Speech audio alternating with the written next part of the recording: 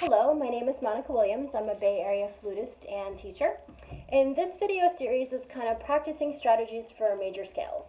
And I'm going to use the B-flat major scale as an example, especially for the foothill middle school students that have to play, the instructions are to play it as fast and accurately as you possibly can. So, first of all, if you haven't watched the video in particular about how to hold the flute, stop this video now and go watch that one first, because it really does matter how you hold the flute to be able to play it. But quick crash course, make sure it's balanced, make sure your finger pads are on the keys, and make sure your fingers are not coming up too far from the actual keys themselves. So, because I'm talking about B-flat major particularly, and this is for the 6th graders coming in, I'm going to talk about 2 fingerings that I want you to be aware of. I know that your band book teaches you the first finger B-flat. If you want to keep doing that, that is fine. Keep doing that. That's fine. It'll work. I teach the B-flat thumb key, which is, if you're over here, this part of the key. So I leave my thumb on that part of the key. Because there's all B-flats in the scale, I can do that. And the reason I like to do this is because when I have to move between a B-flat and a C, I only have to move 1 finger now, rather than 2 fingers. So it's just 1 finger. If you get that, and you want to practice that one, awesome. If you don't get that, don't worry about it. Just finger the B-flat way that you know. So either way is correct. I do want to talk about one more note, fingering-wise, and that is the D, the mid-D, the D that's in the staff there. The D is the most miscommon fingered note there is, and E-flat too. My first finger on my top hand, or my left hand here, is up, not down.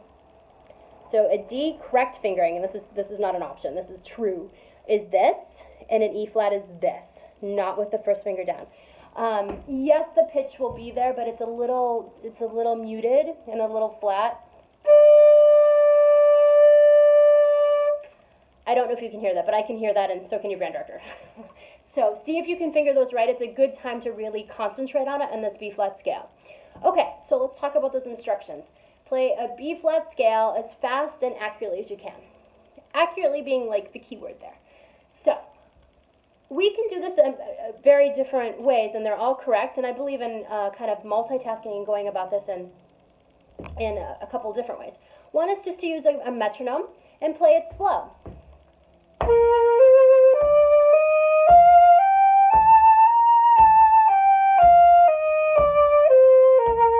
Making sure all my notes are even. 1 and 2 and 3 and 4, and I did 8 notes there. The other way, and then notching it up, so once I got them all even, I would go a little faster.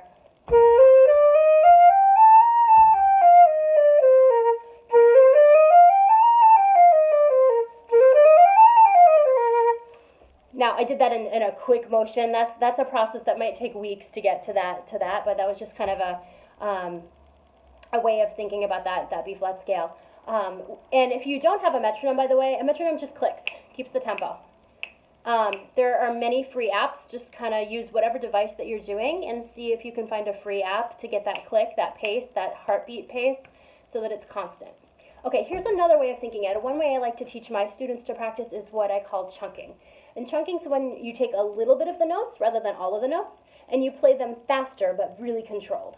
So, I'm going to take the first 4 notes of the B-flat scale, which is B-flat, C, D, E-flat.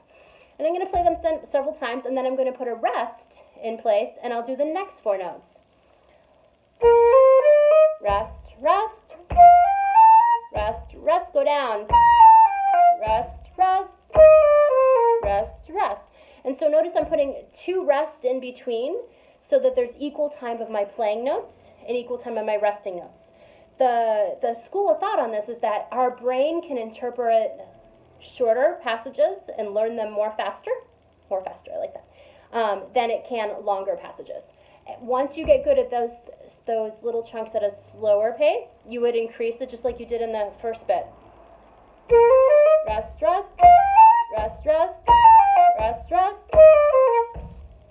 Once you've mastered that, once you've owned that, make a bigger chunk. So now I'm going to make my entire scale up. That's an 8-note pattern once I hit my B-flat and my B-flat at the top. And then I would go down. As I'm doing this, I'm listening to see if it's even. I'm making sure that my fingers are close to the keys. You might want to practice this. If you don't have this memorized, by the way, you should have it memorized, even if it's not part of the instructions. I don't remember if it was or not. But it's good to be able to have this memorized. It's only 7 notes, right, with a top note that's the same. Practice it in a mirror, and you can make sure you're getting those fingerings correct, make sure your fingers are even, make sure they're not coming way up make sure they're not coming way over, because that really does help in the speed that you're going to be able to play it, because without those things, it's really hard to get fast.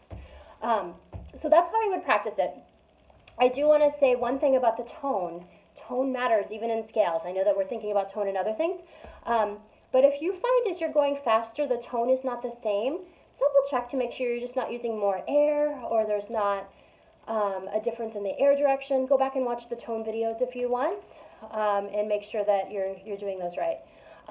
This was based on a 1-octave scale. If you want to do the same thing for the 2nd octave, if you've mastered that and you want to work on that 2nd octave, go for it. But do the same process. Make sure you're getting the fingers right.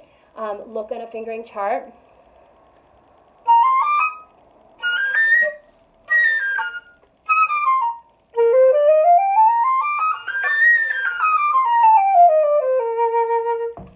Practice in different articulations. Tongue.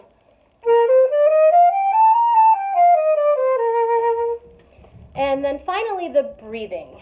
The breathing, you know, if you need to take a breath, if you're going at a slower pace, try to make it at the top and plan your breath in the scheme of the scale. Tone matters as well as phrasing. Try to make it musical. Try to make it as if it was part of a song. Try to not make every note kind of heavy, like this.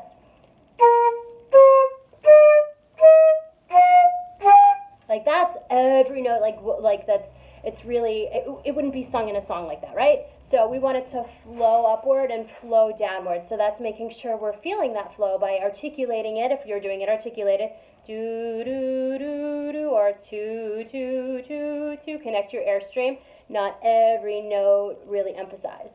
Okay, so those are some suggestions for practicing and playing the most beautiful and accurate B-flat major scale that you can. And that can work with any major scale. So if you know that B-flat scale and you want to work on some others, I highly recommend doing all of the major scales, because eventually all of those scales come up in your practice, but this one is just about the B-flat scale. If you have any questions, you can always reach out to me. My email is on my website, which is bayareaflutist.com.